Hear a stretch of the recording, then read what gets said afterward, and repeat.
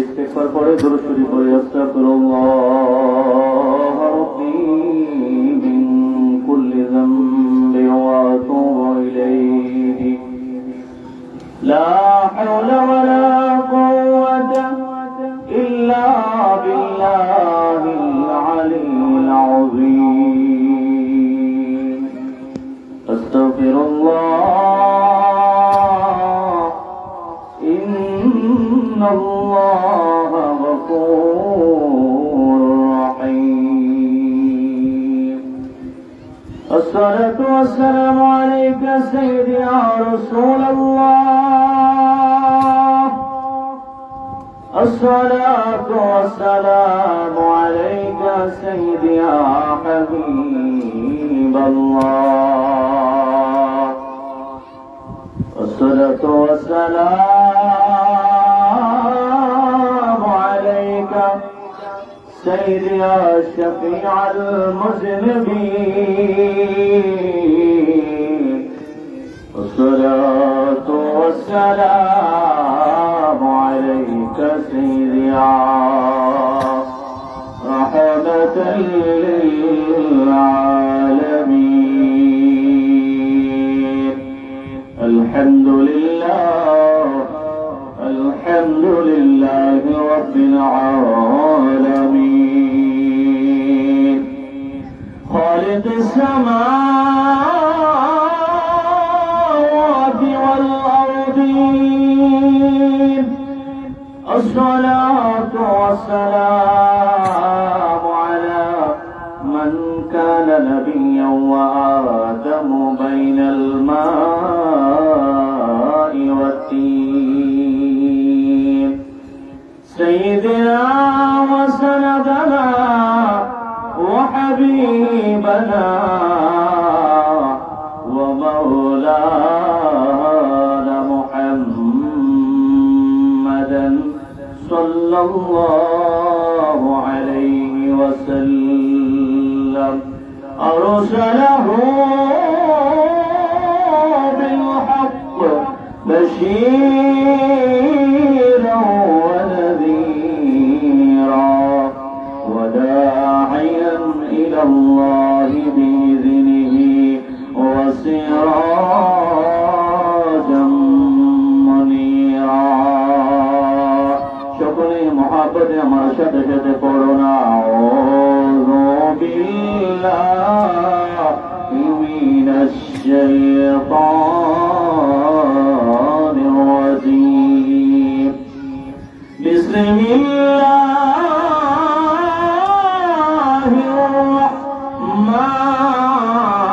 الرحمن الرحيم كراما كاتبين يعلمون ما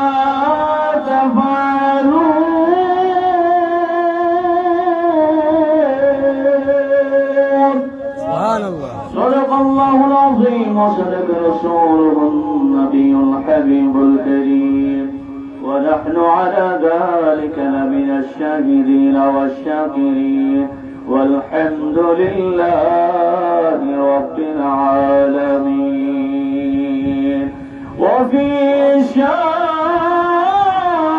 حبيبه ومعشوقه ومحبوبه مخبرا وآمرا إن الله وملائكته يصلون على النبي يا أيها الذين آمنوا صلوا عليه وسلموا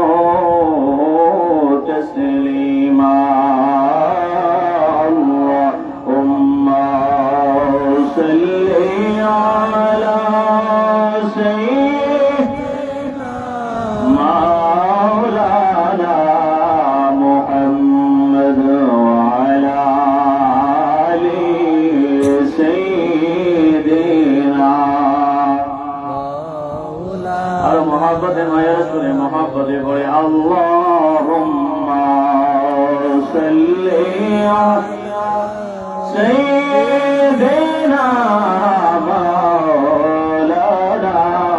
মুহাম্মদ ওয়া আলা আলি সাইয়্যিদিনা মাওলানা। বদর গেলা সঙ্গ হরে তখন যেন যাইব চলে, ববের গেলা সঙ্গ হরে তখন যেন যাইব চলে। আল্লাহু আল্লাহু লে আল্লাহু আল্লাহু লে তোমার নামের তসবিহ আমি যেন জপি।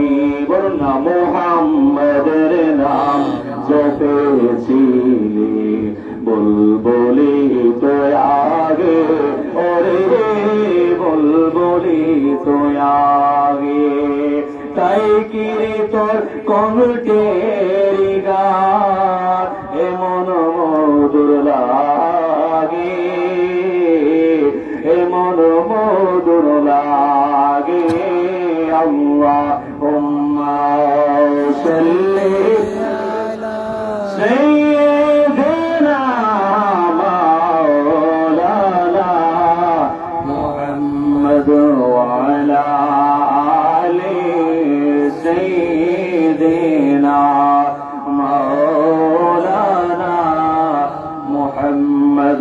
লা ইলাহা ইল্লাল্লাহ লা ইলাহা ইল্লাল্লাহ লা ইলাহা ইল্লাল্লাহ লা ইলাহা লা ইলাহা ইল্লাল্লাহ লা ইলাহা ইল্লাল্লাহ লা ইলাহা ইল্লাল্লাহ লা ইলাহা ইল্লাল্লাহ লা ইলাহা ইল্লাল্লাহ লা ইলাহা ইল্লাল্লাহ লা ইলাহা ইল্লাল্লাহ। হাসবি রাব্বি জাল্লাল্লাহ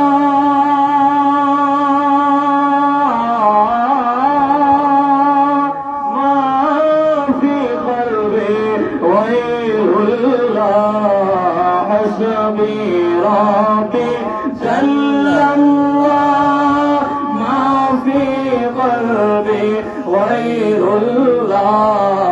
নূর মুহাম্মদ সাল্লাল্লাহু লা ইলাহা। এসো এসো বড় বীর পিরানে পীর দস্তগীর নয়ন জোড়ায় তোমার দিদারে। এসো এসো বড় বীর পীর দস্তগীর নয়ন জোড়ায় তোমার দিদারে। হায় হায় নয়ন জোড়ায় তোমার দিদারে, হায় হায় নয়ন জোড়ায় তোমার দিদারে, নয়ন জোড়ায় তোমার দিদারে। এসো এসো বড় বীর পিরানে পীর দস্তগীর নয়ন জোড়ায় তোমার দিদারে। বলেন নয়ন জোড়ায় তোমার দিদারে, হায় হায় নয়ন জোড়ায় তোমার দিদারে, নয়ন জোড়ায় তোমার দিদারে। আমি না জানি সাধন, না জানি বোধন, না জানি সাধন, না জানি বোধন, কিসে পাইব তোমারে। তোমার দয়াল নামকে শুনিয়া রহিলাম বসিয়া, সে আশা মোর নয়নে। তোমার দয়াল নাম শুনিয়া রহিলাম বসিয়া এই আশা বড় অন্তরে এসো এসো বড় বীর পিরানে বীর দস্তগীর নয়ন জোড়ায় তোমার দিদারে হায় হায় নয়ন জোড়ায় তোমার দিদারে বলে নয়ন জোড়ায় তোমার দিদারে নয়ন জোড়ায় তোমার দিদারে আমার গৌরন্দ নয়ন করে সব মোরন্দ নয়ন করে সব ডাকি তোমায় কাতরে তোমার দয়ালাম শুনিয়া রহিলাম বসিয়া দয়ালাম শুনিয়া রহিলাম বসিয়া এ আশা মোর অন্তরে এসো এসো বড় বীর পিরানে বীর দস্তগীর নয়ন জোড়ায় মৌলা দিদারে লা ইলাহা ইল্লাল্লাহু মুহাম্মাদুর রাসূলুল্লাহ সাল্লাল্লাহু আলাইহি ওয়াসাল্লাম একা সবার বন্ধ রাখবেন না গো সকলে মহব্বতে জবান বলে বলেন ইয়া রাসূলুল্লাহ আর মায়ার সুরে বলেন না ইয়া রাসূলুল্লাহ আর জবান খুলে বলেন ইয়া ওলি আল্লাহ আমরা খুশি না বেজার খুশি বলেন আমরা খুশি না বেজার আল্লাহ পাকের দরবারে শুকরিয়া আদায় করি এই বড় ভারী মধ্যবার অদরসান ফকির রহমতুল্লাহি আলাইহির 43তম ওয়াজ ও দোয়ার মাহফিলে উপস্থিত আছেন সম্মানিত সভাপতি সাহেব জনাব আব্দুল সাত্তার, সহ সভাপতি সাহেব হিসেবে আছেন জনাব মোহাম্মদ আলী আকবর সর্দার সাহেব, আমার ডান পাশে আছেন শ্রদ্ধাভাজন ব্যক্তিত্ব হযরতুল আলহাজ হযরত মাওলানা পীর সৈয়দ আলী কবির সাহেব মাদ্রাজিল্লাহুল আলী উপস্থিত আছেন এই মাহফিলের যিনি প্রধান অতিথি হযরতুল আল্লাহ হযরত মাওলানা আবু হানিফ আনোয়ারি সাহেব, আমার পূর্বে যিনি কথা বলে গেছেন মুফতি শরীফুল ইসলাম আল কাদরি সাহেব, হাফেজ কারি রাকিবউদ্দিন সাহেব, আরো দিগার ওলামায়ে কেরাম, মাহফিল পরিচালনায় আছেন জনাব হাবিবুর রহমান সাহেব, তাছাড়া শুভেচ্ছাতে আছেন মোহাম্মদ রতন মেম্বার সাহেব এবং সাজি সর্দার সাহেব সহ আরো যারা, সকলের খেদমতে সালাম, আসসালামু আলাইকুম ওয়া রাহমাতুল্লাহি ওয়া বারাকাতুহু। বলেন আমরা এই মাহফিলে আসতে পেরে খুশি না বেজার? মনে রাখবেন আল্লাহ রাসূল বলেন যিকরুল আম্বিয়া মিনাল ইবাদা, যেখানের মধ্যে আল্লাহর নবীদেরকে নিয়ে কথা বলা হবে, যতক্ষণ কথা হবে ততক্ষণ পর্যন্ত এটা ইবাদত হিসেবে গ্রহণ হবে। সুবহানাল্লাহ। ওয়া যিকরুস সালিহিনা কাফারা, আর যখন কোন ওলিদের স্মরণে জিকির হবে অর্থাৎ ওলিদেরকে স্মরণ করা হবে, ওলিদেরকে যখন স্মরণ করা হবে তখন এটা হবে আপনার গুনাহ মাফের কাফারা। ওয়া যিকরুল মাউতি সাদাকা, আর যখন আপনি বসে বসে মওতের কথা চিন্তা করবেন এটা আপনার জন্য সদকা হয়ে যাবে। সুবহানাল্লাহ বলে। এটা এমন একটা মজলিসে আমরা বসছি, মনে রাখবেন যতক্ষণ পর্যন্ত আপনি এখানে বসে থাকবেন ততক্ষণ পর্যন্ত আল্লাহ রহমত অবধারিত ভাবে আপনার আমলনামায় আল্লাহ দিতে থাকবে। সুবহানাল্লাহ। হুজুর এটা কোথায় পাইলেন? হাদিসে পাকের মধ্যে আছে তানাজ্জালুর রাহমা ইনদা যিকরুস সালিহিন, যেই জায়গার মধ্যে সালিহিন নেককার বান্দাদেরকে স্মরণ করা হয়, যতক্ষণ পর্যন্ত তাদেরকে স্মরণ করা হয় ততক্ষণ পর্যন্ত আল্লাহর রহমত এই জায়গার মধ্যে নাযিল হইতে থাকে। বলি সুবহানাল্লাহ। সুবহানাল্লাহ। তো এটা ওলি আল্লাহদের মাহফিল, এটা আদবের জায়গা, ঠিক কি না? যারা দাঁড়িয়ে আছেন আমরা মনে করব যে আপনারা বসে যান, যতটুকু বসবেন গুনাহ মাফের খাতিরে আল্লাহ পাক রব্বুল আলামিন যেন আমাদের এই মাহফিলের ওসিলায় ওদরসান ফকির রহমাতুল্লাহি আলাইহি, যিনি বড়ি বাড়ির জমিনে শায়িত আছেন, 1 বছর 2 বছর না 43 বছর ধরে এই মাহফিলটা হচ্ছে। আলহামদুলিল্লাহ বলেন না? আলহামদুলিল্লাহ। তো আল্লাহ যেন আমাদেরকে কোন একটা ওসিলায় আল্লাহ এই মাহফিল থেকে যেন আল্লাহ আমাদেরকে মাফ করে দেয়, বলে আমিন। আমিন। তো ধৈর্য আছে আপনাদের? কিছু কথা শোনার ধৈর্য আছে? মনে রাখবেন, এই বর্ষা এমন হইতে পারে আগামী মাহফিলের আগে আমাদের আর নাও হতে পারে, ঠিক কিনা? কারণ আসার মানুষের সিরিয়াল আছে, আছে কিনা? কিন্তু যাওয়ার কোন সিরিয়াল নাই। যেমন আল্লাহ কোরআনে বলতেছেন, ওয়ামা তাদরি নাফসুম বিআইয়ি আরদিন তামুত। হাবিব, ইয়া রাসূলুল্লাহ, নবী গো, আপনি দুনিয়ার মানুষগুলোকে বলেন পৃথিবীতে কে কখন কোথায় ইন্তিকাল করবে কেউ বলতে পারে না। পৃথিবীর জমিনে একজন মানুষ ছিলেন যিনি জানতেন যে কতদিন বাঁচবেন। আপনারা জানেন ওনার নাম কি? উনি ছিলেন হযরত আদম আলাইহিস সালাতু ওয়াস সালাম। আল্লাহ ওনাকে জানিয়ে দিয়েছিলেন, আদম তুমি আলফা মিআতি, 1000 বছর তুমি দুনিয়াতে বাঁচবা। সুবহানাল্লাহ। এরপরে পৃথিবীতে আর কেউ জানে না কে কখন ইন্তিকাল করবে। তো মনে রাখবেন, আমাদের সম্পর্ক যদি আল্লাহ এবং আল্লাহ রাসূলের সাথে থাকে, ওলিদের সাথে থাকে, তাহলে হাসর নাসরটাও আল্লাহ আমাদেরকে ওলিদের সাথে করাই। সুবহানাল্লাহ। আমরা ওলিদের সাথে থাকতে চাই কি চাই না? চাই। শুধু তাই নয়, আতিউল্লাহ ওয়া আতিউর রাসূলা ওয়া উলিল আমরি মিনকুম। আল্লাহ বলেন, হাবিব আপনি পৃথিবীবাসীকে জানিয়ে দেন, আতিউল্লাহ ওয়া আতিউর রাসূল ওয়া উলিল আমরি মিনকুম। ও হাবিব, তারা যেন আমি আল্লাহকে অনুসরণ করে এবং আমার রাসূলকে যেন অনুসরণ করে, ওয়া উলিল আমরি মিনকুম, এবং যারা উলুল আমর আছে, যারা হক্কানি রব্বানি আল্লাহর ওলি আছে, তারা যেন তাদেরকে তাদের সুহবতে থাকে, তারা যেন তাদেরকে অনুসরণ করে। বলি না সুবহানাল্লাহ। সুবহানাল্লাহ। তো পৃথিবীর জমিনে যত আল্লাহর ওলি আছে, সমস্ত ওলিদের যিনি সরদার, সমস্ত ওলিদের যিনি চিরতাজ, উনি হচ্ছেন গাউসে পাক আব্দুল কাদের জিলানী। কথা বলে ঠিক কিনা? গাউসে পাকের উপরে পৃথিবীতে আর কোন ওলি আছে কিয়ামত পর্যন্ত আসবে? গাউসে পাক উনি একজনই, যিনি বলেছিলেন, কদামি রকবাতি আলা কুল্লি ওলি আল্লাহ। পৃথিবীর জমিনে যত ওলি আল্লাহ আছে, সমস্ত ওলি আল্লাহদের গরদানের উপরে আমি গাউসে পাকের কদম। সুবহানাল্লাহ বলেন না?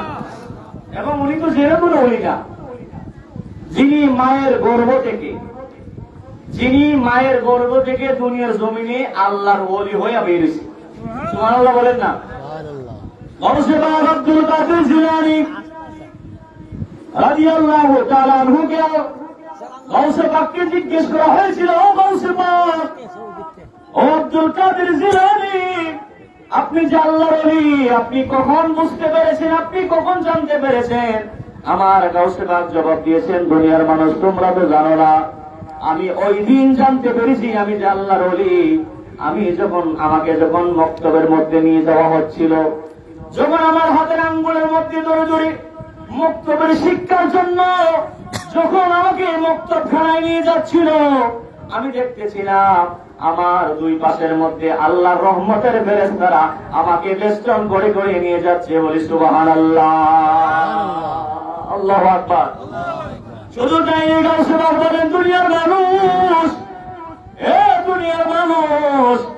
আমাকে যখন নেওয়া হলো, আমি কি দেখলাম, মক্তবের মধ্যে যত মানুষ আছে, যত ছাত্র আছে, সব ছাত্ররা এক জায়গার মধ্যে বসা রয়েছে, কিন্তু কোন একটা জায়গা খালি নাই। এই জায়গার মধ্যে আমি গাউসে পাক বসবো। আমি যখন দাঁড়িয়েছিলাম, বসার মতো কোন জায়গা ছিল না। আমি দেখতেছি আসমান থেকে আওয়াজ আসলো, এই মক্তবের ছাত্ররা, তোমাদের কাছে আল্লাহর একজন বন্ধু এসেছে, তোমাদের কাছে আল্লাহর একজন ওলি এসেছে, আল্লাহর বন্ধুর জন্য তোমরা জায়গা প্রশস্ত করে দাও। বলি সুবহানাল্লাহ, আল্লাহু আকবার। গাউসে পাক বলেন, হে দুনিয়ার মানুষ, আমি যখন শুনতে পাইলাম, কোথায় থেকে কে যেন আওয়াজ দিয়ে বসলো, আল্লাহর ওলি আসছে, তার জন্য জায়গা প্রশস্ত করে দাও। আমি বুঝার আর বাকি নাই, আমার আল্লাহ আমাকে ওলি বানায়া দুনিয়ার জমিনে পাঠিয়েছেন। বলি সুবহানাল্লাহ, আল্লাহু আকবার। আব্দুল কাদের জিলানী এমনি তৈরি হয় নাই, যাদের গর্ব থেকে আসছে তারা দুনিয়ার জমিনে ওলি ছিলেন। যারা মুরাকাবা মুশাহাদা রিয়াজত করতো, মুরাকাবা মুশাহাদা করতো, তারা নামাজ পাইরা ইবাদত করে নাই, তারা নামাজ পড়া তারপরে সন্তান জন্ম দিছে, এইটা আল্লাহর ওলি হইছে। সুবহানাল্লাহ বলেন না? যার মায়ের নাম ছিলেন উম্মুল ওয়ারা মা ফাতিমা, আর যার বাবার নাম ছিলেন আবুল খায়ের, যার গাউসে বাবা আব্দুল কাদের জিলানীর বাবার নাম ছিল হযরতে উম্মুল খায়ের মা ফাতিমা ছিল যার মায়ের নাম, আবু সালে মুসা জঙ্গি ছিল যার বাবার নাম। দুইজন মানুষ দুজনই আল্লাহর ওলি ছিল, যারা আল্লাহর ওলি হয়ে তারা দুই সন্তান জন্ম দিয়েছে। আল্লাহর ওলি বলি সুবহানাল্লাহ। তো তারা সন্তান জন্ম দিয়েছে। মনে রাখবেন, গাছ যদি বালা হয় ফল কি হয়? বালা হয়। আর গাছ যদি বালা না হয় ফলও বালা হওয়ার কোন সুযোগ নাই, এইটা গাছ অনুযায়ী ফল হয়ে থাকে। আবু সালে মুসা জঙ্গি, যার বাবা ছিলেন যে নতুন মানুষ নয়, উনি একজন বুজুর্গ ব্যক্তি ছিলেন, আল্লাহওয়ালা মানুষ ছিলেন। কিতাবের মধ্যে আছে ফল খাওয়ার জন্য 1 বছর 2 বছর নয়, 12টা বছর পর্যন্ত শুধু ফল খাওয়ার জন্য, এটা মাপ নেওয়ার জন্য উনি ওনার এক মুখ গোলামের উনি গোলাম হয়ে উনি ওনার এই ফল খাওয়ার জন্য মাপ নেওয়ার জন্য উনি গোলামি করেছে 12টা বছর। সুবহানাল্লাহ বলে। নদীর পার বসে, কিসের পার? নদীর পার বসে। কিতাবের মধ্যে আসে 3 দিন পর্যন্ত উনি অনাহার, ওনার পেটের মধ্যে কোন খানা পিনা যায় না। তো নদী দিয়ে ফল ভেসে যাচ্ছে,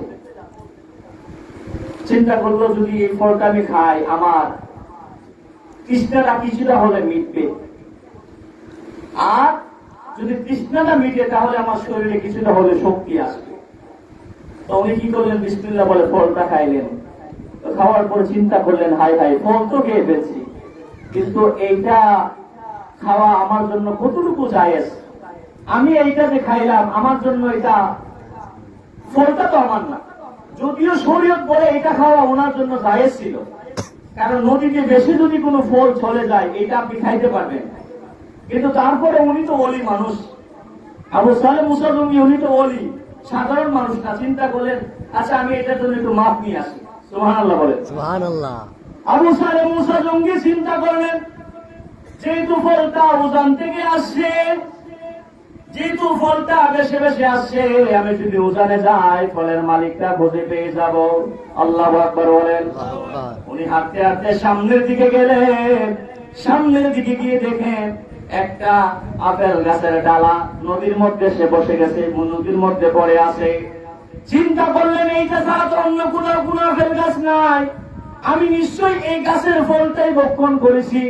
মালিককে তালাশ করা লাগবে, মালিককে খোঁজা লাগবে। মালিককে তালাশ করে খুঁজে পাইলেন। বললেন, ও গাছের মালিক, ও মনিব, আপনার কাছ থেকে আসলাম, মনে হয় আপনার একটা গাছের ফল আমি খেয়ে ফেলেছি। যদি আমার জন্য এটা বৈধ ছিল, কিন্তু আমি চাই এই ফলটার খাওয়ার জন্য যেন আমি আল্লাহর দরবারে অপরাধী না হয়ে যাই, আল্লাহর দরবারে যেন আমি অপরাধী না হয়।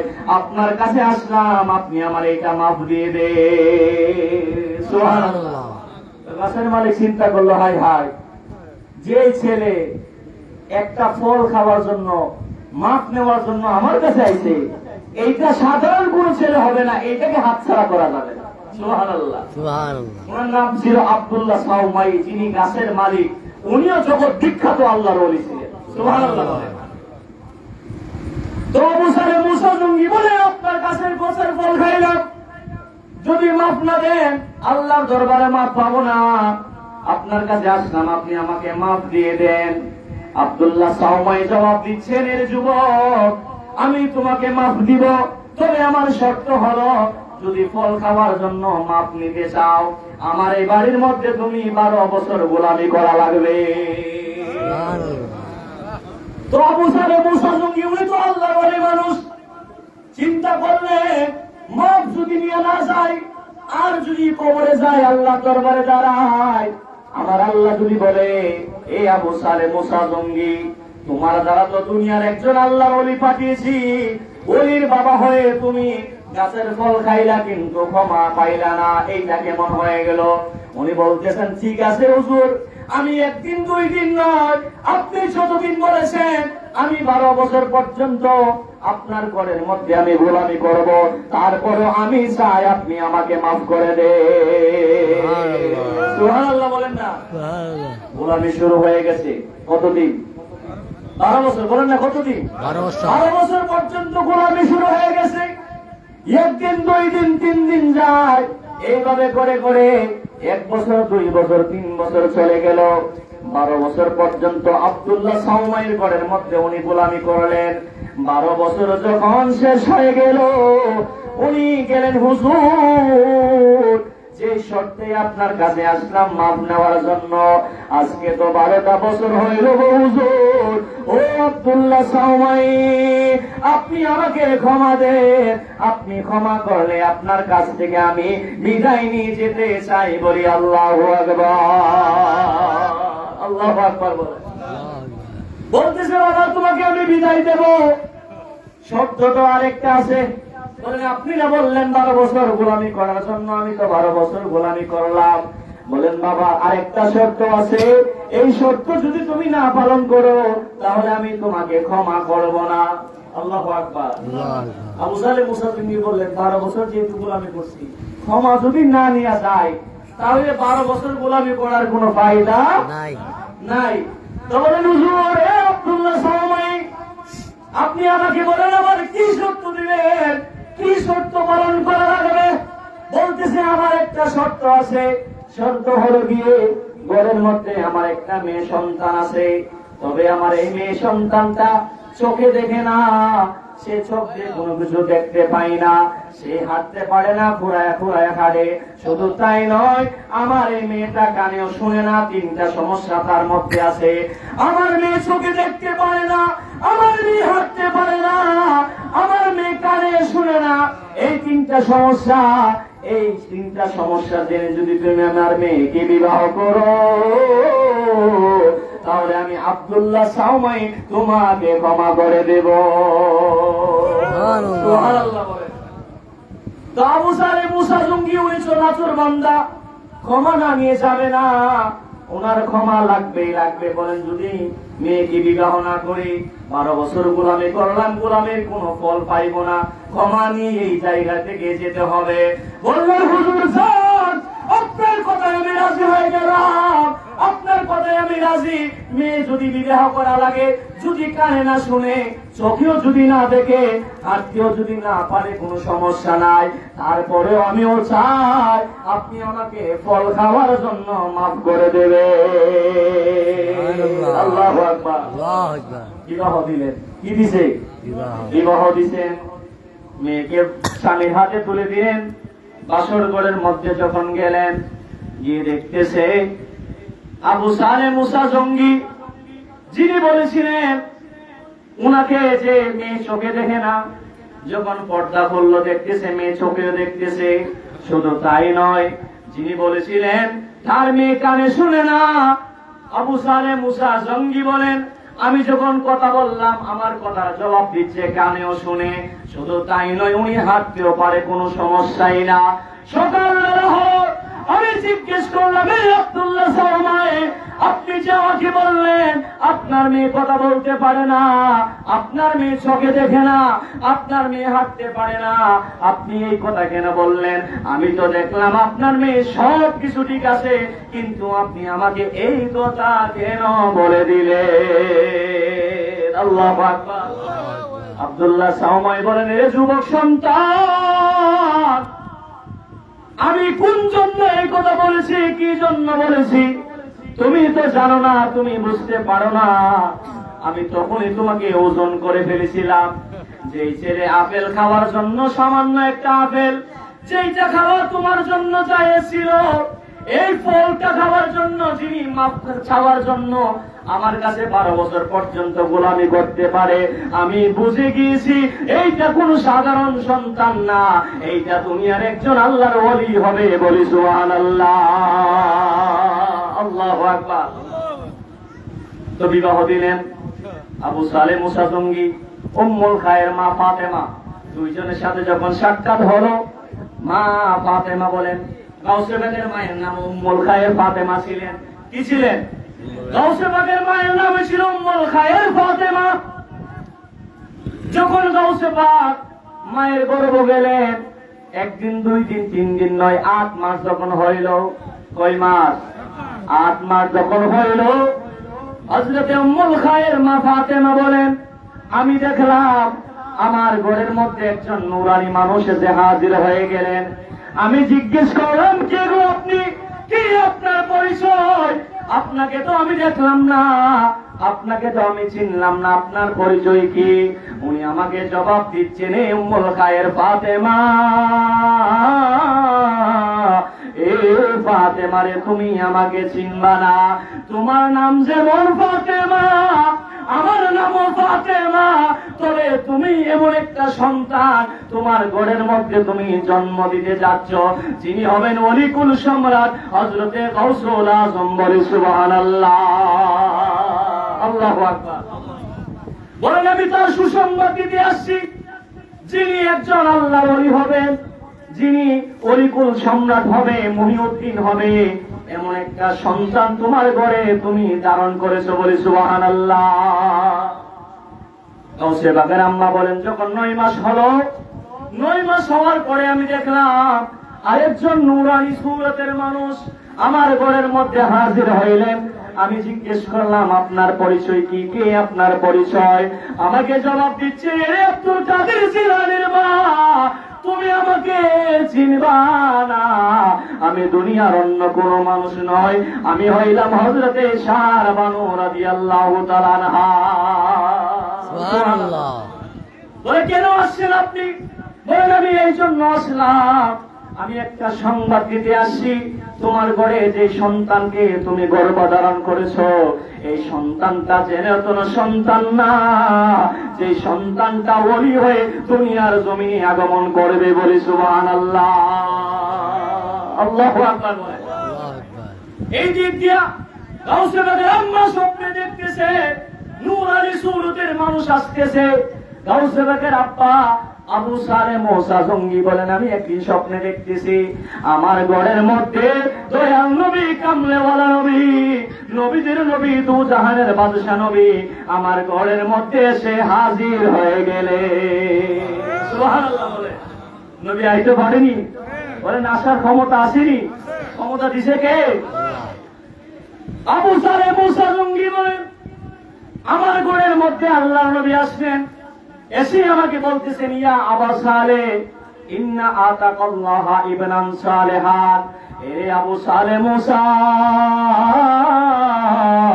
এ আবু সালেহ মুসা রে, তোমার ঘরের মধ্যে ইন্না আতাকাল্লাহ ইবনান সালেহান, এমন একটা সন্তান আমার আল্লাহ দিতেছে, যে সন্তানটা হবে সালেহ, ওয়া হুয়া মাহবুবি ওয়া মাহবুবিল্লাহ, এমন একটা সন্তান আল্লাহ দিতেছে যেটা আমি রাসূলের বন্ধু, আমার আল্লাহর বন্ধু। বলি সুবহানাল্লাহ, আল্লাহু আকবার। বলেন না, আই বড় পীর আব্দুল কাদের জিলানী, জিলানী, তোমার নামের গুণে আগুন হইয়া যাই পানি, আই বড় পীর আব্দুল কাদের জিলানী, জিলানী, তোমার নামের গুণে আগুন হইয়া যাই পানি, জন্ম তোমার জিলানেতে, তরিকা হই কাদেরিয়া,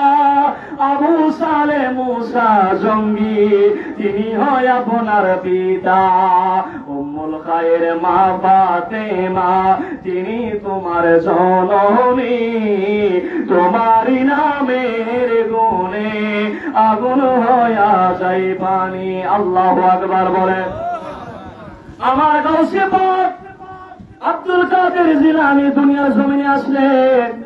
বলতেছিলাম, জিজ্ঞেস করেছিল, আব্দুল কাদের আপনি যে আল্লাহর ওলি কখন বুঝলেন? বলেন, আমাকে যখন বলা হইল তাফাসসাহু লিওয়ালিল্লাহ, আল্লাহর ওলির জন্য মক্তবের রাস্তা প্রশস্ত করে দাও, আমি তখনই জেনেছিলাম আমি যে আল্লাহর ওলি। গাউসে পাক বলেন, দুনিয়ার মানুষ, এ দুনিয়ার মানুষ, আমার বয়স যখন 10 বছর কি 12 বছর, কত বছর? বলেন, কয় বছর? 10 বছর কি 12 বছর আমার বাবা দুনিয়ার জমিন থেকে ইন্তেকাল করেছেন। বলেন ইন্না লিল্লাহি ওয়া ইন্না ইলাইহি রাজিউন। বাবা মারা যাওয়ার পরে আমার কাছে দায়িত্ব আসলো, গড়ের দায়িত্ব।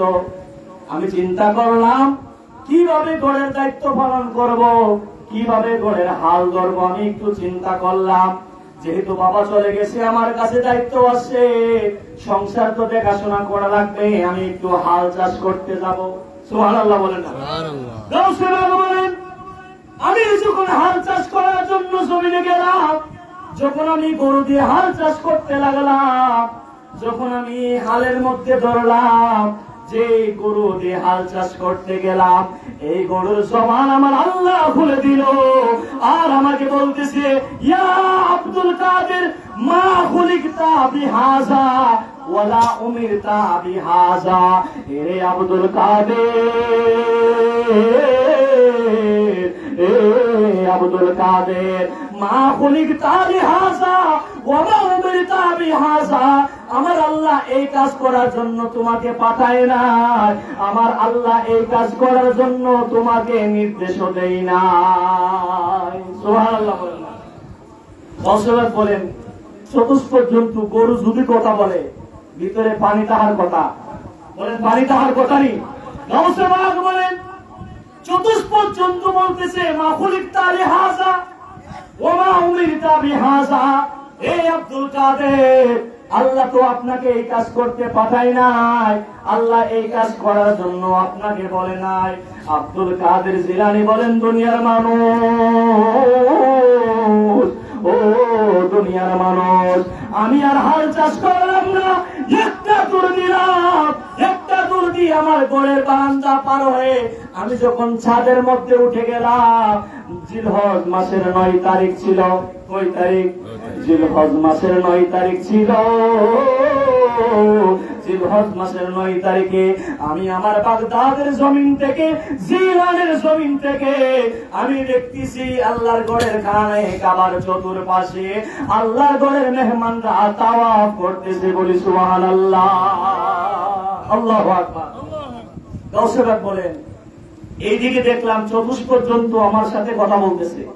আবার আমি যখন ছাদের উপরে গেলাম, গিয়ে দেখলাম ওই যে আরাফাতের ময়দানে আল্লাহর মেহমানরা তাওয়াফ করতেছে, আমি জিলান শহর থেকে দেখতেছি। সুবহানাল্লাহ বলেন। দুইটা ঘটনা যখন ঘটলো, আমি আমার দুইটা ঘটনা আমার মায়ের কাছে গিয়ে খুইরা বললাম। সুবহানাল্লাহ। আমার উম্মুল খায়ের ফাতেমার কাছে গিয়ে বললাম, এ মা, এমন এমন ঘটনা ঘটলো, আমার সাথে চতুষ্প জন্তু কথা বললো, আরাফাতের মাঠ দেখতেছিলাম, আমার মনে হচ্ছে মা আমি আর জিলান শহরে থাকবো না, আমাকে আপনি একটা অনুমতি দিয়া দেন, আমি নবীর দিনকে পাহারা দেওয়ার জন্য, আমি ইলমে শরীয়ত শিখার জন্য, তরিকত শিখার জন্য আমি বাগদাদের জমিনের মধ্যে যাইতে চাই, আমি বাগদাদের জমিনের মধ্যে গিয়ে ইলমে শরীয়ত, ইলমে তরিকত শিখতে চাই। বলি সুবহানাল্লাহ, আল্লাহু আকবার। তো কিতাবের মধ্যে আছে মা উম্মুল খায়ের ফাতেমার বয়স যখন 60 বছর। কত বছর? 60 বছরে আল্লাহ সন্তান গর্ভে দিছে। সুবহানাল্লাহ বলেন না? দুনিয়ার বিজ্ঞান বলে যদি 60 বছর হয়ে যায়, তাইলে এই মেয়েরা, এই মহিলারা আর সন্তান ধারণ করতে পারে না। কিন্তু আল্লাহ 60 বছর বয়সে গাউসে বাগ আব্দুল কাদের জিলানী মায়ের গর্ভে দিছে। সুবহানাল্লাহ বলেন। গাউসে বাগের বয়স যখন 18, কিতাবের মধ্যে আসছে মাকে বললেন, মা অনুমতি দাও, অনুমতি নিয়ে আমি একটু বাগদাদে যাব, আমি দিনের ইলম অর্জন করব, আমি শরীয়তের জ্ঞান অর্জন করব, আমি হাকিকতের জ্ঞান অর্জন করব, আমাকে একটু অনুমতি দাও। গাউসে বাগের আম্মা বলে, বাবা, ও বাবা গো, তুমি চাইবা, আমার কোনো অসুবিধা নাই, তুমি দিনের জন্য চাইবা, ইলমে তুমি বিরোধন করবা, তাতে কোনো অসুবিধা নাই। তবে বাবা তোমার সাথে আমার শেষ একটা বুঝা পরামর্শ আছে। বলেন মা কি বুঝা পরামর্শ? বলেন বাবা বুঝা পরামর্শটা হলো, তোমার বাবা দুনিয়া থেকে যাওয়ার সময় তোমার জন্য 40টা দিরহাম রেখে গেছে। ও বাবা তোমার পাওনা তুমি নিয়ে যাও। এমন হইতে পারে তোমার সাথে দুনিয়ার জমিনে আমার আর সাক্ষাৎ হবে না। আল্লাহু আকবার বলেন। বলেন ইয়া রাসূলুল্লাহ ইয়া হাবিবাল্লাহ ইয়া রাসূলুল্লাহ আল্লাহ ইয়া রাসূলুল্লাহ। বলেন ইয়া রাসূলুল্লাহ, একটু সামনে খাতা করে পড়া করেন। ইয়া রাসূলুল্লাহ, তুমি জীবন তুমি মরণ, আদার গরের তুমি আপন, তুমি জীবন তুমি মরণ, আদার গরের তুমি আপন, তুমি মোদের আশার আলো, তুমি বিধানের তরানেওয়ালা। ইয়া রাসূলুল্লাহ ইয়া হাবিবাল্লাহ ইয়া রাসূলুল্লাহ।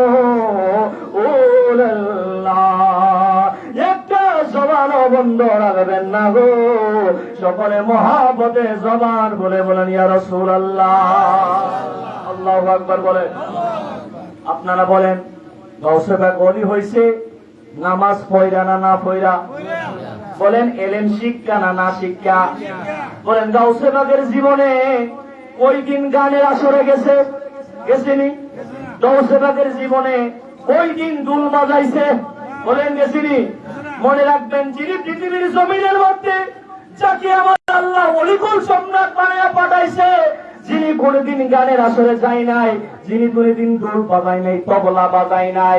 যদি এখনকার জমিনের কোন মানুষ নিজেকে ঢোল বাজায় আবার তবলাও বাজায়, আবার যদি নিজের দাবি করে আমি আল্লাহর ওলি, তাহলে বুঝতে হবে গাউসে পাকের সাথে মিল নাই, গাউসে পাকের সাথে তার সম্পর্ক নাই।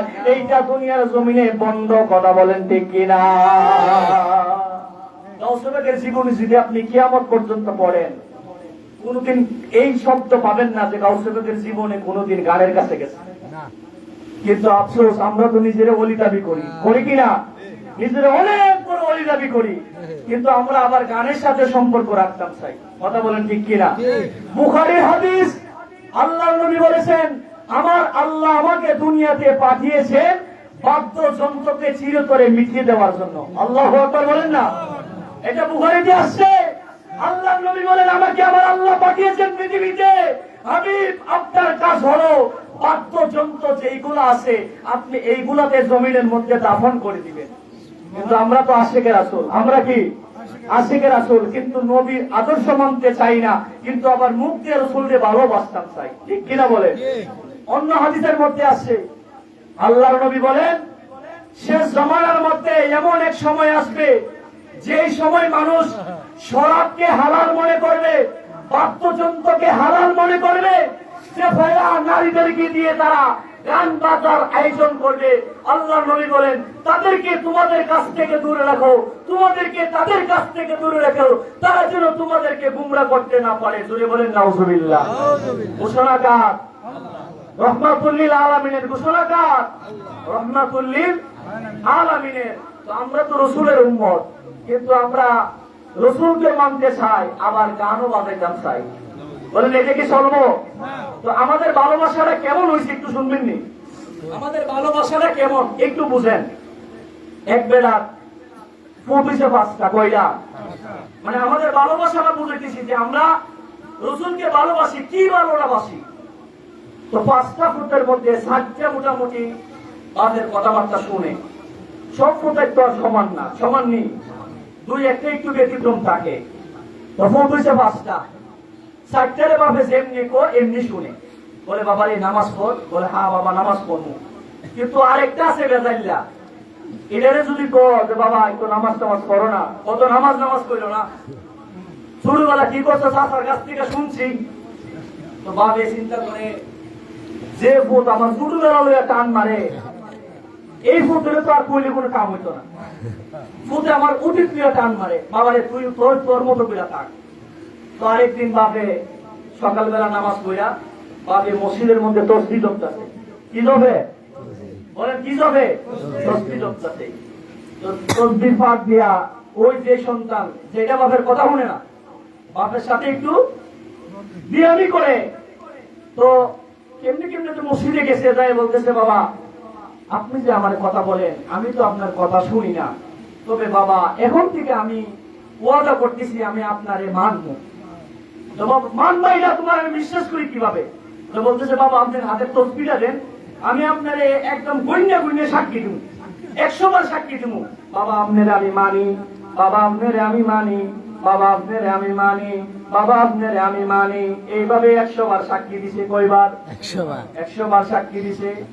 বাপে কইতেছে ফুট তুই যেহেতু আমারে মানো সাক্ষী দিছস, তাইলে কাজ কর, আমি তো বুড়া হয়ে গেছি, আমার চামড়াগুলি ঢিলা হয়ে গেছে, সকালবেলা গরুর জন্য গাছ কাটার লাগে, পুত্রে ফুট টাফাটা লইয়া একটু যাস না, আজকে আমি গাছ কাটতাম যাইতাম না, তুই একটু গাছ কাইটা লইয়া। পুত্রে কইতেছে বাবা গাছ কাইটা যদি আপনারে মানন লাগে এই মানা আমি আপনারে মানি না। বলেন বাপে কি ফুতেরে কি বাপের পরিপূর্ণ মানছে? কইতেছে সব মানি, যদি গাছ কাটতে আপনারে মানন লাগে এই মানা আমি আপনারে মানি না। বলেন ফুটকি বাপের পরিপূর্ণ মানছে? বলে মানছি। তো আমরা যে রসুলরে বলি নবীরে ভালোবাসি, নবীরে ভালোবাসি, নবীরে ভালোবাসি, আমার নবী বলেছেন মা আতাকুমুর রাসূলু ফাখুযুহু ওয়া মা নাহাকুম আনহু ফান্তাহু। আমি রাসূল যা বলেছি এইটা তোমরা করবা, আমি যা বলতে নিষেধ করেছি এইটা তোমরা করবা না, এইটাকে যে তোমরা দূরে থাকবা। কিন্তু আমার রাসূল বলছে গানের সাথে সম্পর্ক করিও না, মা বাবারে কষ্ট দিও না। আমরা গানের সাথেও সম্পর্ক রাখি, মা বাবারে কষ্ট দেই। কথা বলেন ঠিক কি না? আমার নবী বলেছেন, আল্লাহ বলে হাবিব আপনি জানিয়ে দেন ইয়া আইয়ুহাল্লাযীনা আমানুত্তাকুল্লাহা ওয়া কুনু মা'আস সাদিকিন। দুনিয়ার জমিনের মধ্যে আপনি তাদেরকে বলেন আমি আল্লাহকে যদি পাইতে চাই, আমি আল্লাহকে যদি তারা মহব্বত করতে চাই, ভালোবাসতে চাই, তারা যেন আপনি রাসূলকে ভালোবাসে। শুধু আপনি রাসূলকে ভালোবাসতে হবে না, দুনিয়ার জমিনে যারা নেককার আছে, যারা আল্লাহর ওলি আছে, তাদেরকেও যেন সহবতে থাকে। বলি সুবহানাল্লাহ, আল্লাহু আকবার। মনে রাখবেন আল্লাহর ওলি যারা পৃথিবীতে হয়ে আছে এই মানুষগুলি যাদের কলবের মধ্যে আমার আল্লাহ বিরাজ করে, সুবহানাল্লাহ বলে, তাদের অন্তরে কে বিরাজ করে? বাইজিদ বুস্তামির নাম শুনছেন নি? জেনে তোরে মানুষ না, গাউসে বাকেরও আগের আল্লাহর ওলি ছিল। সুবহানাল্লাহ বলে, গাউসে বাকের আগের আল্লাহর ওলি ছিলেন বাইজিদ বুস্তামি। বাবারে যারা আল্লাহর ওলি তাদেরকে নিয়ে মস্করা করবেন না, কখনো আল্লাহর ওলিদের সাথে দুশমনি করবেন না। আমার আল্লাহ বলেছেন হাদিসে কুদসি মান আদালি ওলিয়ান ফাকাদ আযানতুহু বিল হাক। এই দুনিয়ার মানুষ শুনে নাও, পৃথিবীর জমিনে এমন কিছু মানুষ আছে যারা আমি আল্লাহর ফরজ ইবাদতের পাশাপাশি তারা নফল ইবাদত করে, নফল ইবাদত করতে করতে তারা আমি আল্লাহর হয়ে যায়। বলে সুবহানাল্লাহ। শুধু তাই নয়, কুনতু সামাউল্লাযী ইয়াসমাউ বিহি, তারা যখন আমি আল্লাহর হয়ে যায়, তারা যে কান দিয়া শুনে এইটা আমি আল্লাহর কান হয়ে যায়। তারা তাদের যে চোখ দিয়া দেখে এইটা জেনে তোলে চোখ থাকে না, এইটা আমার আল্লাহর চোখ হয়ে যায়। তারা তাদের হাত দিয়ে যে কাজ করে এইটা অন্য কোনো হাত থাকে না, এইটা আমি আল্লাহর হাত হয়ে যায়। তারা তাদের পা দিয়ে যে কাজ করে এইটা তাদের পা থাকে না, এইটা আমি আল্লাহর কুদরতি পা হয়ে যায়। সুবহানাল্লাহ। বলে এই মানুষগুলির সাথে তোমরা দুশমনি করবা না। কি করবা না? তাদের সাথে সুসম্পর্ক রাখবা। কি রাখবা? তাদের সাথে সুসম্পর্ক রাখবা। এইরকম একজন আল্লাহর ওলি ছিলেন বাইজিদ বুস্তামি রাহমাতুল্লাহি আলাইহি। সুবহানাল্লাহ বলে, মানুষ জিকির করে না, জিকির মনে রাখবেন আল্লাহকে পাওয়ার জন্য পৃথিবীতে যত ধরনের ইবাদত আছে তার মধ্যে সহজ হচ্ছে আল্লাহ জিকির করা। সুবহানাল্লাহ। আল্লাহ রাসূল বলেন লা তাকুমুস সাআহ হাত্তা ইয়াকুলু আল্লাহ আল্লাহ। পৃথিবীর জমিনের মধ্যে একজন ইমানদারের জবান দিয়ে যতক্ষণ পর্যন্ত আল্লাহ আল্লাহ জিকির থাকবে, লা তাকুমুস সাআহ, আমার আল্লাহ পৃথিবীটাকে ততক্ষণ পর্যন্ত ধ্বংস করবে না। সুবহানাল্লাহ বলেন না? আল্লাহ আল্লাহ দাম আসেনি।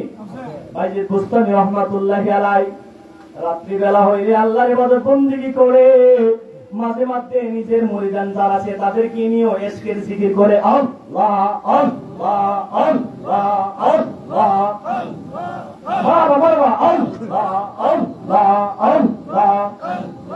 আমরা রে মদিনায় নিবা নি দয়াল নবীজি, আমরা রে মদিনায় নিবা নি আল্লাহ আল্লাহ আল্লাহ। আমরা রে মদিনায় নিবা নি দয়াল নবীজি, আমরা রে মদিনায় নিবা নি আল্লাহ আল্লাহ আল্লাহ। ও নবীজি আমরা রে পাগল বানায়া মদিনায়া চোখমায়া, তোমার খোঁজে আমার চোখের পানি দয়াল নবীজি, আমরা রে মদিনায় নিবা নি আল্লাহ। লা ইলাহা ইল্লাল্লাহু মুহাম্মাদুর রাসূলুল্লাহ সাল্লাল্লাহু আলাইহি ওয়াসাল্লাম। জিকির করে কে? বাইজিদ বুস্তামি। বলুন কে করতেছে? বাইজিদ বুস্তামি জিকির করতে করতে করতে করতে আল্লাহর প্রেমে এমন ভাবে দেওয়ানা হয়ে গেছে, আল্লাহর প্রেমে এমন ভাবে মশগুল হয়ে গেছে, জিকিরের ফাঁক দিয়ে একবার কয়ে ফেলছে মুলকি আযামু মিন মুলকিল্লাহ। সুবহানাল্লাহ বলেন। আপনারা আরবিটা বুঝবেন না, জিকির করতে করতে ফানা হয়ে গেছে, বলতেছে মুলকি আযামু মিন মুলকিল্লাহ, আল্লাহ রাজত্বের চাইতে আমি বাইজিদ বুস্তামির রাজত্ব অনেক বড়। নাউজুবিল্লাহ বলবেন না সুবহানাল্লাহ বলবেন? বলেন না আল্লাহু আকবার। সুবহানাল্লাহ কেমনে বলবেন? উনি বলতেছেন মুলকি আযামু মিন মুলকিল্লাহ, আল্লাহ রাজত্বের চাইতে আমি বাইজিদ বুস্তামির রাজত্বের বড়। এইটা তো শিরকি কথা। শিরকি কথা কিনা? এমন এক কথা বলছে মুলকি আযামু মিন মুলকিল্লাহ, আল্লাহ রাজত্বের চাইতে আমার রাজত্ব অনেক বড়। জিকির কইরা যখন থামলেন, ভক্ত মুরিদান যারা ছিল সবাই পিচ্ছা বেড়ে ধরছে, তারে বাইজিদ বুস্তামিরে ধরছে আল্লাহর ওলি, এ আল্লাহর ওলি গো, তার পিছে এতদিন ইক্তিজা করলাম, তাকে এতদিন আল্লাহর ওলি মানলাম। বলেন বাবা আমি কি করলাম বুঝলাম না। বলেন হুজুর আপনি এমন এক কথা বলছেন, জিকির করার ভাগে বলে ফেলছেন মুলকি আযামু মিন মুলকিল্লাহ, আল্লাহ রাজত্বের চাইতে নাকি আপনার রাজত্ব বড়।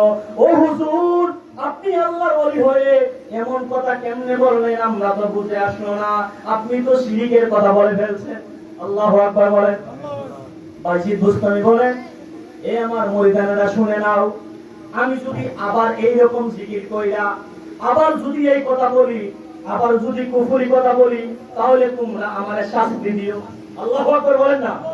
ওলিদের কথা শুনেন, আল্লাহর ওলিরা কোথায় বিরাজ করে, আমাদের চিন্তা ভাবনা আল্লাহর ওলিদের চিন্তা ভাবনা এক না, আমাদের চলাফেরা আল্লাহর ওলিদের চলাফেরা এক হইতে পারে? বলতেছে বাবারা আমি যদি আবার এইরকম কোন কথা বলি তাহলে তোমরা আমারে শাস্তি দিবা। বলে হুজুর আপনি আমাদের উস্তাদ, আপনি আমাদের প্রিয় মুর্শিদ, আপনাকে আমরা কিভাবে শাস্তি দিব? বলবেন যা বলছি তাই করবা। হাতের মধ্যে চাবুক ধরাই দিছে, বলে আমি জিকির করব, আমার জবান দিয়ে কুফরি শব্দ বের হয়ে গেলে তোমরা আমাকে শাস্তি দিবা। আমার আল্লাহর জিকির করতেছে, আল্লাহ আল্লাহ আল্লাহ আল্লাহ আল্লাহ জিকির করতেছে, হঠাৎ করে জবান দিয়ে বের হয়ে ফেলছে মুলকি আযামু মিন মুলকিল্লাহ। কথা বলতে দেরি মুরিদান যারা ছিল হাতের চাবুক নিয়া জুনাইদ বাগদাদির গায়ের মধ্যে আঘাত করতে দেরি না। সুবহানাল্লাহ বলেন না? আঘাত করে বাইজিদ বুস্তামির গায়ের মধ্যে, কারণ কুফরি কথা বলতেছে। কিতাবের মধ্যে আছে আঘাত করে বাইজিদ বুস্তামিরে, আর এই আঘাত আইসা লাগে যারা আঘাত করে তাদের গায়ের মধ্যে। সুবহানাল্লাহ। এক একজন করে সবাই মারা শুরু করছে, কিন্তু শাবকের আঘাত দেয় বাইজিদ বুস্তামিরে, বাড়ি দিয়ে বাইজিদ বুস্তামির গায়ের মধ্যে, কিন্তু বাড়ি একটাও লাগে না, বাড়ি লাগে আইসা গিয়া যে শাস্তি দেয় তার শরীরের মধ্যে। এইভাবে করতে করতে মোটামুটি তারা আসলো ফিরাইয়া কাইল হয়ে গেছে গা। কি হয়েছে? ফিরাইতে কাইল হয়ে গেছে গা, সবগুলা আদা মরাইয়া বসে হয়েছে। বাইজিদ বুস্তামি আল্লাহ রেস্কে যখন ফানা হয়ে গেলেন, জিকির থেকে যখন থামলেন, যখন স্বাভাবিক হালতে আসলো, আসার পরে বলতেছে, বাবারা তোমাদের কি হইল, সমস্যা কোথায়? বলে, হুজুর ও আল্লাহর ওলি বাইজিদ বুস্তামি, এমন ঘটনা ঘটলো, আপনি তো বলছিলেন আপনার যখন আপনি জবান দিয়ে কুফরি বললে, আপনার জবান দিয়ে কুফরি কথা বের হলে শাস্তি দেওয়ার জন্য আপনি জিকির করতে করতে বলে ফেলছিলেন মুলকি আযম ও মুলকিল্লাহ, আল্লাহ রাজত্বের চাইতে আপনার রাজত্ব বড়, এই জন্য আমরা আপনাকে আঘাত দিতেছিলাম। আপনার গায়ে একটা আঘাতও লাগে না, আমরা সবাই নিজেরাই রক্তাক্ত হয়ে গেলাম। বলি সুবহানাল্লাহ। বাইজিদ বুস্তামি বলে, দূর ব্যক্তিল্লাহ, তোরা আমারে কুফরি কথা বলার আগে আমার কথা তো হাকিকত জানা দরকার আছে। সুবহানাল্লাহ বলে। এবার বাইজিদ বুস্তামি বলেন, এই আমার মুরিদানেরা শুনে নাও, তোমরা যে বলতেছো আমি বলে ফেলছি মুলকি আযম মিন মুলকিল্লাহ, আল্লাহ রাজত্বের চাইতে আমার রাজত্ব বড়, আমার কথাটা তোমরা বুঝো নাই। আল্লাহর রাজত্বের 7 আসমান আসেনি, 7 জমি আসেনি, চন্দ্র সূর্য গ্রহ নক্ষত্র, আল্লাহর সৃষ্টি জগতের একটা পরিধি আছে। এই দুনিয়ার মানুষ, আমি বাইজিদ বুস্তামি যেই জগতের মধ্যে থাকি, আমি আল্লাহর জগতের মধ্যে বিলীন হয়ে আছি, আমি তো আল্লাহর জগতের মধ্যে ফানা হয়ে আছি। দুনিয়ার জগতের পরিধি আছে, দুনিয়ার জগতের লম্বা আছে, বাড়তে আছে, দুনিয়ার জগতের মধ্যে একটা পরিধি আছে, আল্লাহর কোনো পরিধি নাই। আমার আল্লাহ বিশাল, আমি আল্লাহর প্রেমের মধ্যে বিলীন হয়ে গেছি, এই জন্য আল্লাহর যেই রকম আল্লাহর পরিধি নাই, আমার রাজত্বেরও পরিধি নাই। বলি সুবহানাল্লাহ, আল্লাহু আকবার। তো কথা বুঝতে হবে, আল্লাহর ওলিরা শরীয়তের দৃষ্টিতে যদিও মনে হয় গর্হিত কাজ, কিন্তু মনে করতে হবে এটা তারা আল্লাহর সাথে প্রেমের খেলা খেলতেছে। সুবহানাল্লাহ বলে। এবার আসেন, এই মানুষগুলির সাথে যদি আমরা সম্পর্ক রাখি, এই মানুষগুলির সাথে যদি আমরা ভালো সম্পর্ক রাখি, আজকে যার স্মরণে আমরা আসি, অদরসান ফকির, এইরকম আল্লাহর ওলি জমিন আছে কিনা? বলেন আছে কিনা? তাদের সাথে সম্পর্ক রাখা দরকার আসেনি? একটু শুনেন, তাদের সাথে সম্পর্ক রাখলে আমাদের কি হবে একটু জানা দরকার আছে কিনা?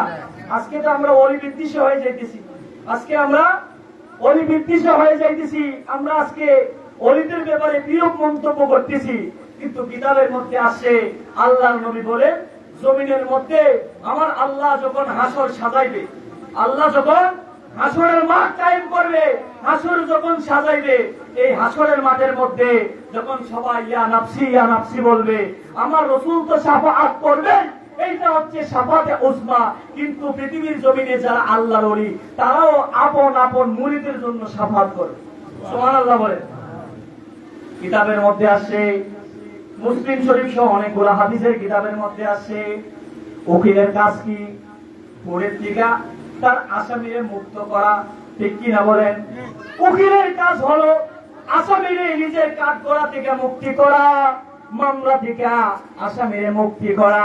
আমার রাসূল বলেন, দুনিয়ার মানুষ তোমরা তো জানো না, আমার আল্লাহ যেদিন হাসরের মাঠ কায়েম করবে, এই হাসরের মাঠের ময়দানে এমন কিছু মানুষ থাকবে, যখন আমার আল্লাহ জান্নাতীদেরকে বলবে জান্নাতে যাও, জাহান্নামীদেরকে যখন বলবে জাহান্নামে যাও, আমার আল্লাহ ফায়সালা করে দেবে। কিন্তু ইন দা মিন টাইমে এমন কিছু মানুষ থাকবে, উকিল যেই রকম মুখ করে আল্লাহ, উকিল যেই রকম মুখ করে হাকিমের কাছে, ঠিক এইরকম ভাবে কিছু মানুষ থাকবে, তারা আল্লাহর কাছে মুখ করবে। সুবহানাল্লাহ বলে। বলেন পাওনাদার, এক পাওনাদার আরেক পাওনাদারের কাছে যেই রকম বলে, আপনি আমার পাওনাটা দিয়ে দেন, আমি যেই টাকাটা পাই এইটা আপনি আমাকে দিয়ে দেন। বলেন আল্লাহর কিছু ওলি থাকবে হাসরের ময়দানে, এই ওলিরা আল্লাহকে বলবে, আল্লাহ এই মানুষগুলিকে দিয়ে দাও, এই মানুষগুলিকে ছাড়া আমি জান্নাতে যাব না। কিভাবে বলবে? হাদিসের মধ্যে আসছে, যখন তারা পার্থক্য হয়ে যাবে, জান্নাতীরা যখন জান্নাতের জন্য সুসংবাদ পাবে, জাহান্নামীরা জাহান্নামে যাওয়ার জন্য যখন খবর আসবে, তখন কিছু মানুষ দাঁড়ায় যাইবে, ইয়া রাব্বা, ও আমাদের প্রভু, ইউসাল্লুনা মানা ওয়া ইউহাজ্জুনা মানা ওয়া ইয়ামালুনা মানা। আল্লাহ গো, দুনিয়ার জমিনের মধ্যে কিছু মানুষ ছিল, ইউসাল্লুনা মানা, যারা আমাদের সাথে নামাজ আদায় করতো। এই শুনেন, ইউসাল্লুনা মানা, যারা আমাদের সাথে নামাজ আদায় করতো, ওয়া ইউহাজ্জুনা মানা, যারা আমাদের সাথে হজ করতো, ওয়া ইয়ামালুনা মানা, আল্লাহ যারা আমাদের সাথে বসে বসে আমল করতো। এমন কিছু মানুষ আছে আল্লাহ আজকে জাহান্নামমুখী হয়ে গেছে। ওবারে এলাহি, তোমার কাছে ফরিয়াদ জানাই, এই মানুষগুলিকে ছাড়া আমরা জান্নাতে যাব না। এই হাদিসের মধ্যে আছে, ইয়া রাব্বা, ও আমাদের প্রভু, ইয়াকুলুনা, তারা বলবে, কানু ইউসাল্লুনা মানা, আল্লাহ কিছু মানুষ আসলো যারা আমাদের সাথে নামাজ পড়তো, ওয়া ইউসামুনা মানা, যারা আমাদের সাথে রোজা রাখতো। তার মানে নামাজ পড়েও কি জাহান্নামে যাইবো, রোজা রাখতেও কি জাহান্নামে যাইবো। ওয়া ইয়ামালুনা মানা, এবং কিছু মানুষ আছে যারা আমাদের সাথে আমল করতো, ও আল্লাহ তারা তো জাহান্নামমুখী হয়ে গেছে। যখন আল্লাহর কাছে বলবে, আল্লাহ, ও মায়ার আল্লাহ গো, এই মানুষগুলি তো আজকে জাহান্নামমুখী হয়ে গেছে, আল্লাহ এই মানুষগুলিকে ছাড়া আমরা জান্নাতে যাব না। আমার আল্লাহ বলবে, হে আল্লাহর ওলিরা, হে আমার মাহবুব বান্দারা, তোমরা ফয়সালা পেয়ে গেছো, তোমরা জান্নাতে চলে যাও। বলবো আল্লাহ জান্নাতে যাব না। তোমরা ফয়সালা পেয়েছো, জান্নাতে চলে যাও। বলবো আমরা জান্নাতে যাব না। তারপরে আমার আল্লাহ বলবে, এই শুনেন দলিল, ওলিরা শাফাআত করবে। ওলিরা কি করবে? শাফাআত করবে। তারপরে আমার আল্লাহ বলবে, ইযহাবু ফামান ওয়াজাদতুম ফি কলবিহি মিসকালা দিনারাম মিন ঈমান। এরে আব্দুল কাদের জিলানী, এই আয়াতুল্লাহ শাহ, এই রকম আল্লাহর ওলি যারা আছো, ইযহাবু, তোমরা জান্নাতের দিকে যাও। ফামান ওয়াজাদতুম ফি কলবিহি মিসকালা দিনারাম মিন ঈমান।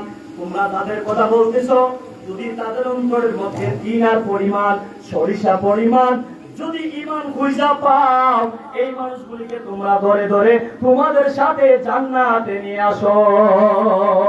সুবহানাল্লাহ। তো আল্লাহর ওলিরা যখন পারমিশন পাইবে, তখন কি করবে? তারা জাহান্নামের দিকে যাবে। এই যে কিতাবের মধ্যে আসছে, জাহান্নামের মধ্যে যাওয়ার পরে ওই আল্লাহ বলবেন, মিসকালা দিনারিম মিন ঈমান ফাআখরিজুহু, তোমরা তাদেরকে বের করে নিয়ে আসো। তো গিয়ে দেখবে কি আল্লাহর ওলিরা, গিয়ে দেখবে কারো হাত পুড়ে গেছে। কি পুড়ছে? কারো হাত পুড়ে গেছে, কারো পা পুড়ে গেছে, কারো চুল পুড়ে গেছে, মাথা পুড়ে গেছে। কিতাবের মধ্যে আছে, এই মানুষগুলি জাহান্নাম থেকে এই মানুষগুলিকে ধরে ধরে, যাদের সম্পর্ক ওলিদের সাথে ছিল, যাদের সম্পর্ক নেককার বান্দাদের সাথে ছিল, তারা ওই জাহান্নাম থেকে ধরে ধরে এই মানুষগুলিকে জান্নাতে নিয়ে যাবে। বলি সুবহানাল্লাহ। আল্লাহর ওলিদের সাথে সম্পর্ক রাখা দরকার আছে না নাই? বলেন দরকার আসেনি? আছে। মনে রাখবেন, ওলি বিদ্বেষী হবেন না, ওলি বিদ্বেষী হবেন না। ওলি বিদ্বেষী হবেন, দুনিয়াও শেষ, আখিরাতও শেষ। এই যে হাদিসের মধ্যে আসছে, আল্লাহর নবীর সাহাবী যিনি হযরতে উমর রাদিয়াল্লাহু তাআলা আনহু, গরম মেজাজের সাহাবী ছিল, ঠিক কি না?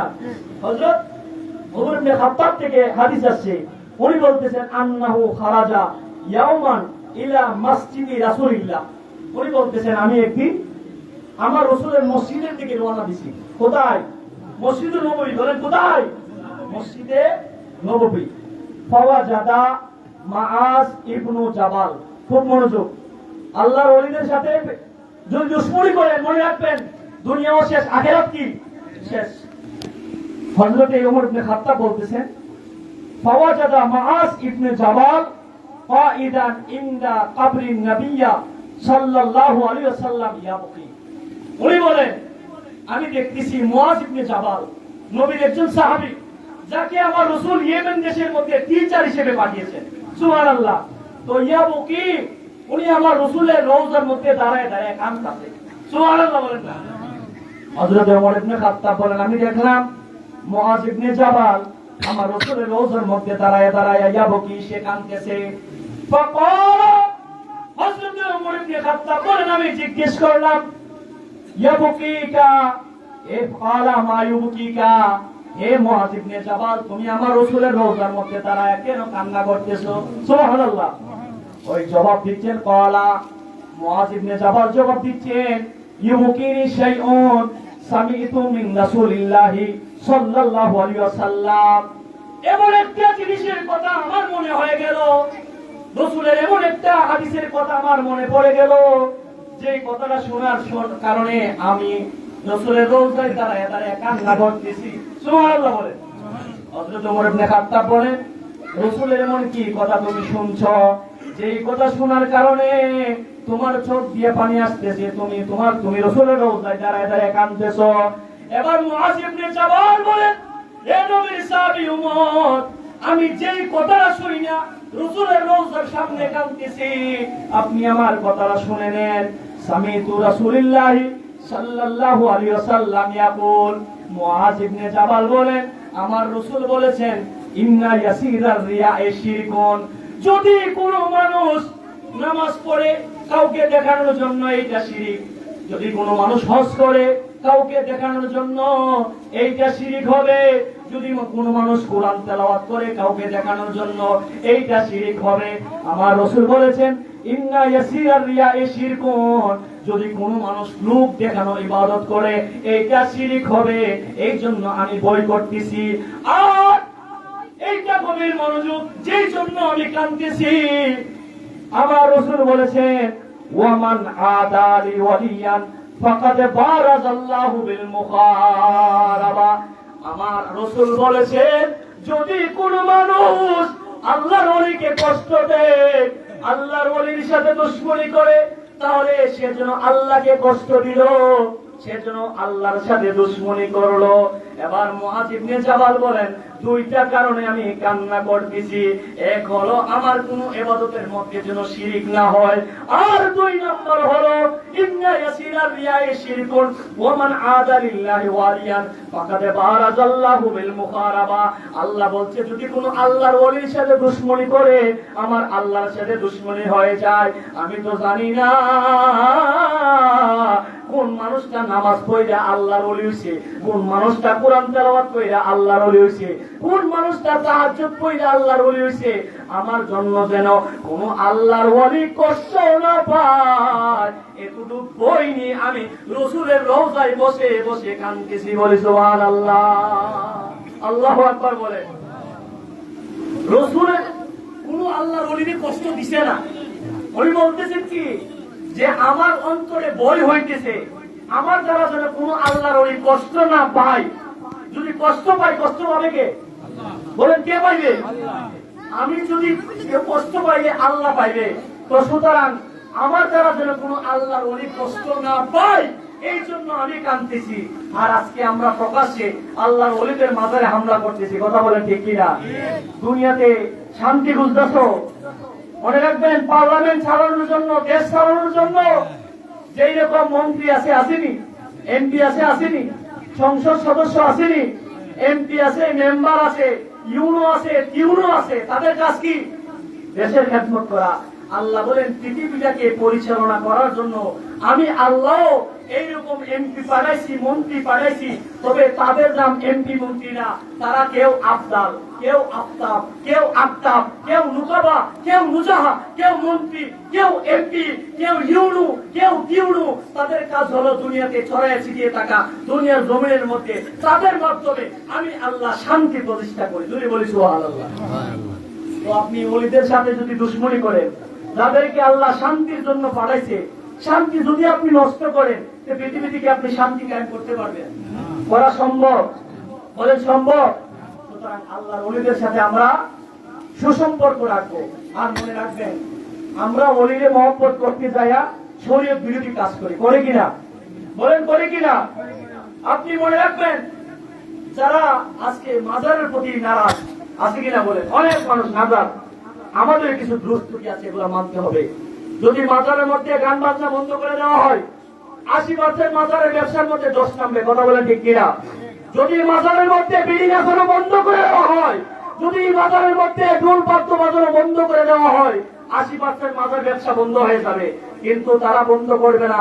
এই জন্য ওলিদেরকে ব্যবহার বানায়া, ওলিদেরকে সাইনবোর্ড বানায়া আজকে তারা হারাম কাজে লিপ্ত হয়েছে। কথা বলেন ঠিক কিনা? বলেন গান বাজা কি হারাম না হালাল? বলেন হারাম না হালাল? দলিল ছাড়া একটা কথা বলি 1 মিনিটে, এটা হালাল না হারাম? আপনার বড় পড়াশোনা জানা লাগবে না, মুফতি মুহাদ্দিস হওয়ার দরকার নাই। আচ্ছা আপনারা বলেন আল্লাহর যত ইবাদত আছে, এটা বলে শেষ করতেছি, আল্লাহর যত ইবাদত আছে, বলেন নামাজ মসজিদে পড়া জানি? পড়া জানি? কোরআন তেলাওয়াত, জিকির, তাহাজ্জুদ, আওয়াবিন, ইশরাক, এগুলো ইবাদত কিনা? সব করা যায়। এমন আপনাদের বিবেকি দিলাম, কালকে সকালবেলা যদি এক লোক দৌড় দিয়ে মসজিদে ঢুকে, আপনারা হেরে ওইখানে বসার সুযোগ দিবেননি? সুদা কথা, কোন এত দলিল দিলে আপনারা বুঝবেন না। অনেক দলিল আছে, কয়টা দলিল আপনি দিবেন? আমরা দলিল দিলে এইটা কোন বানোয়ার দলিল না, এইগুলো অতীন্তিক দলিল। মনে রাখবেন, আমরা পড়াশোনা করিয়া মুক্তি হয়েছি, এমনি এমনি মুক্তি হই না। একটানা 19 বছর পড়ছি। কত বছর? 19 বছর পয়লা সরকারি সার্টিফিকেট দিছে, এমনি এমনি হয় নাই। তো আমরা যদি বলি বলবেন মুখের পথে ফতোয়া দিছে, মনে রাখবেন ইবাদত সংক্রান্ত যত কিছু আছে সবকিছু মসজিদে জায়েজ, আর মসজিদে যেই জিনিস জায়েজ না এইটা ইবাদত হইতে পারে না। দোলবাজার মসজিদে আপনারা এলে তো আগে আমার আগে যে ধরবেন, ধরবেননি? ধরবেন কিনা? বলে এটা কেমন সম্ভব? আল্লাহর ঘরের মধ্যে এরকম না জায়েজ কাজ, তো যেটা মসজিদে আপনি করতে পারবেন না এইটা আপনি মাঠের মধ্যে করবেন কেমনে? যেটা আপনি মসজিদে করতে পারবেন না আপনি অন্য নারীকে দিয়ে গান আপনি বাজাবেন কেমনে? মনে রাখবেন, রাসূল বলছে শেষ জামানার মধ্যে কিছু মানুষ থাকবে মদ খাওয়া কি মনে করবে হালাল। এটা হালাল না হারাম? রেশমি কাপড় পরা এটা হালাল না হারাম? এই হারামটারে হালাল মনে করবে। বলেন তারপরে বাদ্যযন্ত্র এটা হারাম, এইটারে তারা হালাল মনে করবে। আমার রাসূল বলছেন তাদেরকে তোমাদের কাছ থেকে দূরে রাখো, তোমাদেরকে তাদের কাছ থেকে দূরে রাখো, তারা যেন তোমাদেরকে গুমরাহ করতে না পারে, আর তারা যেন তোমাদেরকে নষ্ট করতে না পারে। আল্লাহ যেন আমাদেরকে তৌফিক দান করে, বলে আমিন। এই জন্য আমরা নবীরে ভালোবাসবো ভালোবাসার মতো, ওলিদেরকে মহব্বত করবো মহব্বত করার মতো, অর্ধেক মাইনা অর্ধেক না মাইনা এইরকম মহব্বত আমরা করব না। আল্লাহ যেন আমাদেরকে দিনের উপরে অটল থাকার তৌফিক দান করে, বলে আমিন। হুজুর চলে আসছে, আপনারা ধৈর্য সহকারে বসবেন। হুজুর শরীফ মানুষ, খুবই সুন্দর আলোচনা করেন, আমার অনেক পছন্দের মানুষ। আনোয়ারি সাহেব আপনারা শুনছেন, এখানেও আসে,